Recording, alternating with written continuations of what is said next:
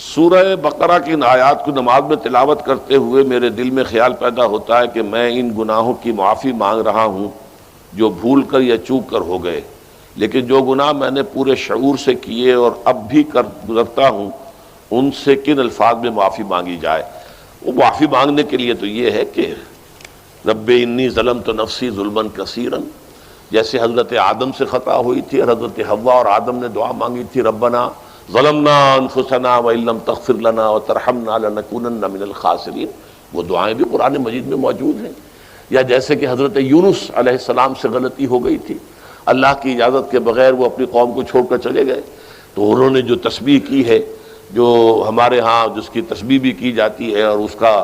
آیت کریمہ کا جو ہے ورد کیا جاتا ہے، بلکہ وہ بھی اصل میں قلب کی گہرائیوں اور شعور کے ساتھ جو اگر ادا کی جائے تو بہت لا الہ الا انت سبحانک انی کنت من الظالمین، تو یہ جو ہے استغفر اللہ ربی من کل ذنب واتوب الیہ، یہ بھی ہے۔ تو مختلف ہے اس کے لیے کہ جو قرآن مجید میں بھی آئی ہے اور احادیث میں بھی۔ البتہ توبہ کے بارے میں چونکہ ذکر آج ہوا ہے اور آپ نے سوال بھی کیا ہے، تو یہ بات واضح ہو جانی چاہیے،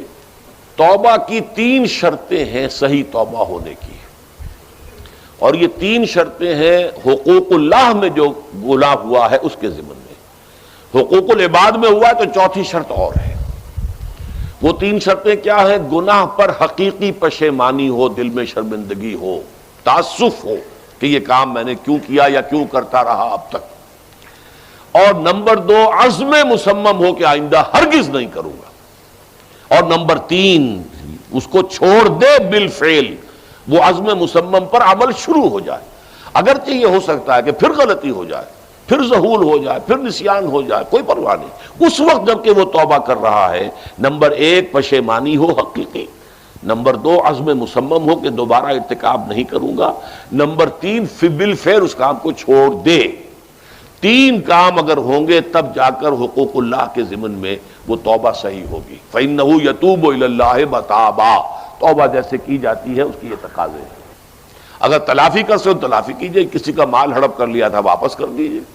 اس کے بغیر معافی نہیں ہوگی۔ اگر وہ فوت ہو چکا ہے واپسی ممکن بھی نہیں ہے تو ٹھیک ہے، اللہ تعالیٰ کے ہاں جو ہے وہ اس کا آپ کی نیکیاں اس کے حوالے کر دی جائیں گی۔ یا یہ کہ اگر زندہ ہے آپ اب نہیں بھی دے سکتے اس کا مال، یا آپ نے جا کے کہا بھائی میں نے آپ پر تہمت لگائی تھی، میں آج معافی چاہتا ہوں، خدا کے لیے مجھے معاف کر دیں۔ اور یہاں تک آتا ہے بعض صحابہ کا طرز عمل کہ ایک صاحب اپنے اسی طریقے سے ساتھی سے معافی مانگ رہے تھے، انہوں نے کوئی سرسری طور پہ اچھا جی ٹھیک ہے میں نے معاف کیا، لیکن انہوں نے محسوس کیا کہ یہ دل سے معاف نہیں کر رہے، وہ زمین پر لیٹ گئے اور اپنا گال ایک جو ہے زمین پر ٹکا کر دوسرے کا، اس پر میرا اپنا پاؤں میرے دوسرے گال پر رکھو تو مجھے یقین ہوگا کہ تم نے واقعی مجھے معاف کیا ہے۔ تو یہ کیفیت تو اس انسان کی ہوگی نا جسے واقعتاً محاسبہ اخروی کا احساس ہو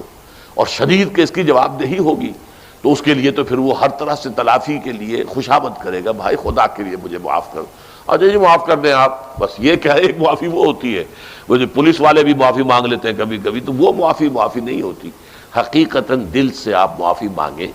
تو وہ ہے معافی، اور واقعتاً دل سے معاف کریں۔ تو یہ ہے 4تھی شرط ہے کہ جو حقوق العباد کے سلسلے میں ہے۔